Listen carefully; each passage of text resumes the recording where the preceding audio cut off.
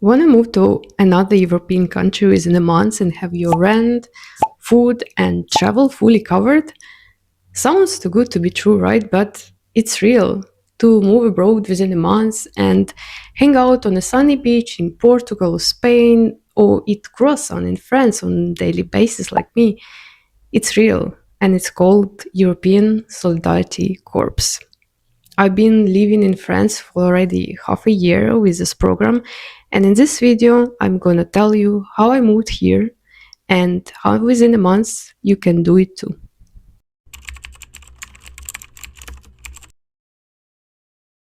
The European Solidarity Corps is an official program funded by the European Union that lets young people volunteer across Europe and beyond it. It's open to people aged from 18 to 30, and you don't have to be from the European Union to apply.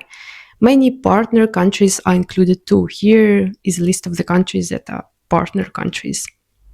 It's about helping communities and building solidarity, but it also gives you the chance to live abroad and grow personally and professionally.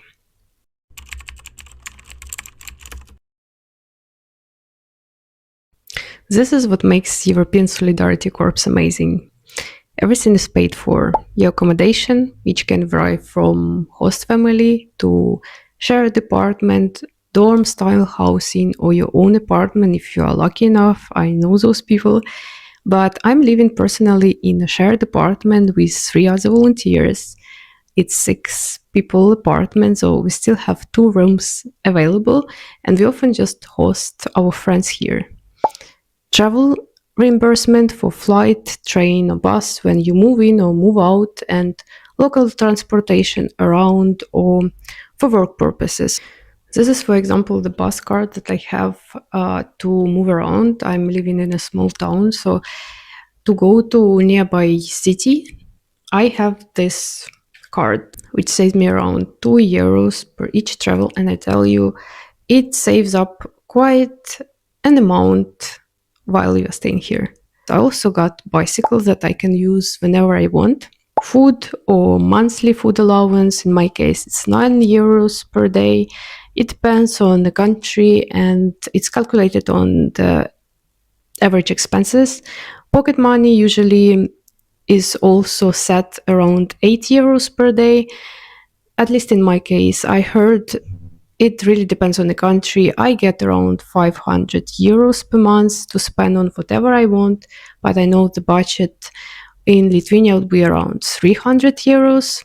For me, it's more than enough. I even managed to save a bit and travel, but some other people do complain that it's not enough. It really depends on the way you spend, I guess. Actually, it's a great opportunity to learn about managing your finances. Here I started tracking my own expenses monthly. Do I really live up to those expectations, set goals and stuff? Not really, but at least I'm trying.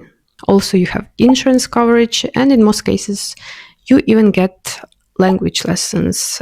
I personally have French classes that are 4 hours per week, and they actually my working hours. I cannot skip them. That's obligatory. I would say I don't really benefit from them, to be honest, but I truly believe that if you really put your mind in it, you could reach really high level. Like within half a year, I think I have like A2.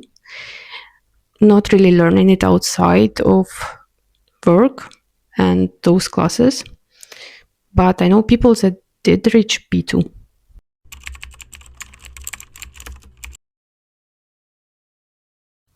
The European Solidarity Corps offers a wide variety of volunteering projects across Europe and beyond, usually focused on helping communities and personal growth.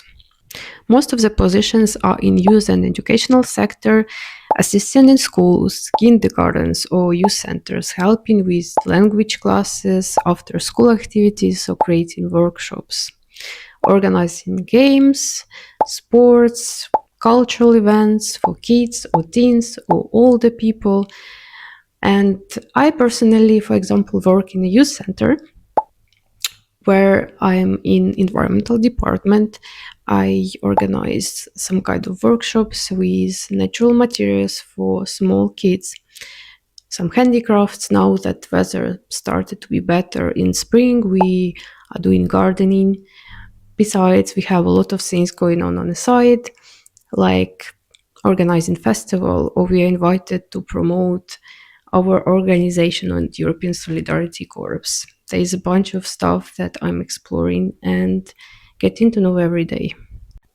You can also find projects in environment and sustainability, working in eco farms, natural reserves, raising awareness about climate change, or recycling, doing outdoor work like planting trees, gardening, cleaning rivers, living in eco villages. Those are usually seasonal in spring or summer, but I heard they can be really, really fun.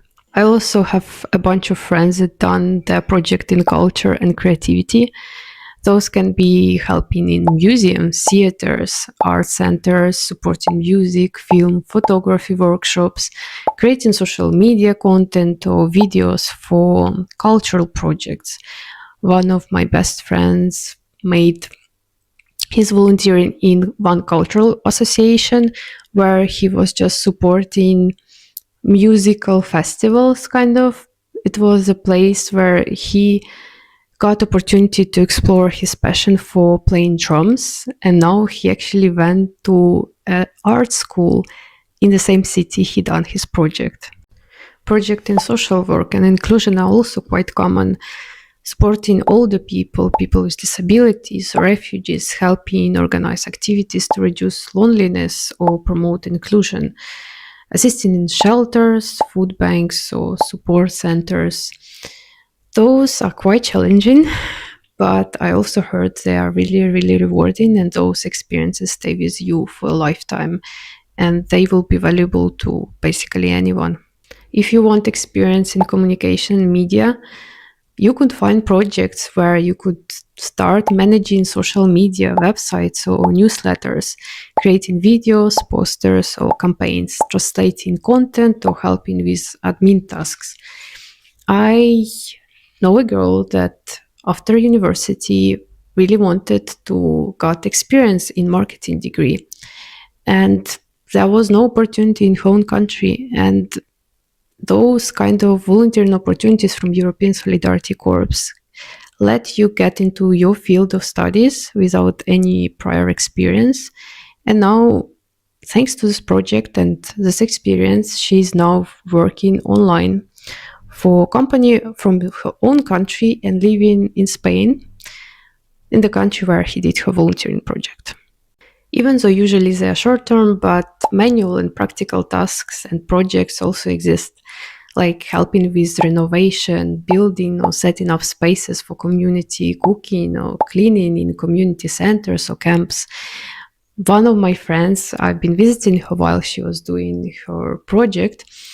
Basically, she was living in a really small village, and in that village there was no space for locals to hang out, and they organized that space. It was amazing project. At the end, I will leave the photo here, and I was there on the celebration, and it was amazing.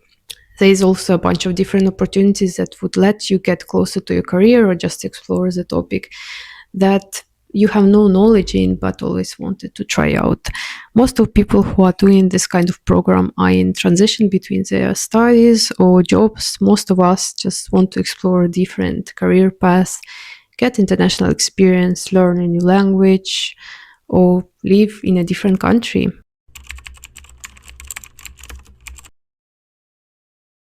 Go to European Youth Portal.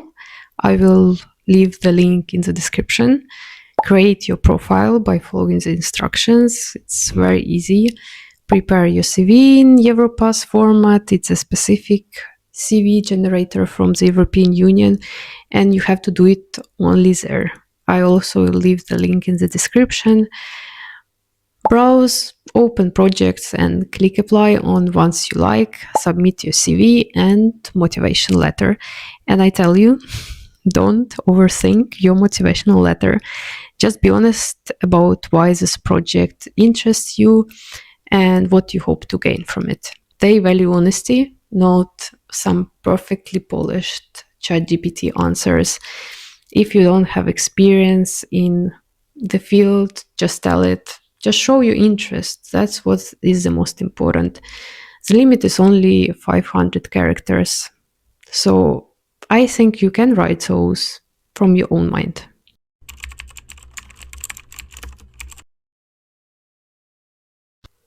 Want to boost your chances and apply to multiple projects. Like I applied to around 30. Many will never answer to you or will answer to you in a year. That happens.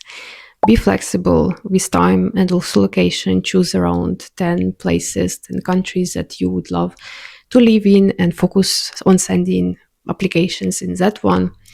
Highlight any volunteering experience you already have, like even if it was one day you volunteered in a conference at your university or school, mention it.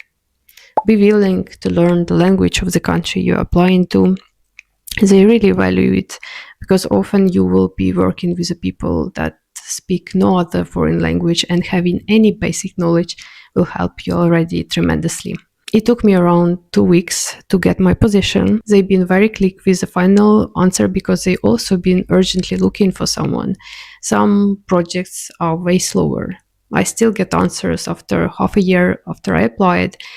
A friend of mine got accepted and moved in without 3 weeks too. There is no exact time span. If you already have your documents ready, like passport, and you are from EU, then you will be probably accepted very fast, and you could be abroad in a little as a week after applying. It was my case. The process was surprisingly quick once I got accepted.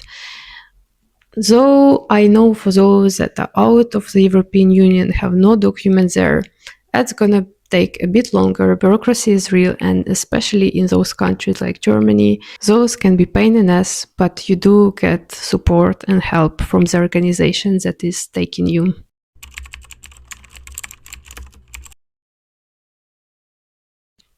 This experience can truly change your life. You meet people all over Europe, and those strangers you hang out with can later on turn out to be life-lasting friendships or even love of your life. I know a lot of love stories happening here. Gaining new skills, improving your language will boost your CV and can get you a dream job later on. You get to explore a new country by traveling and maybe deciding to stay and build your life here.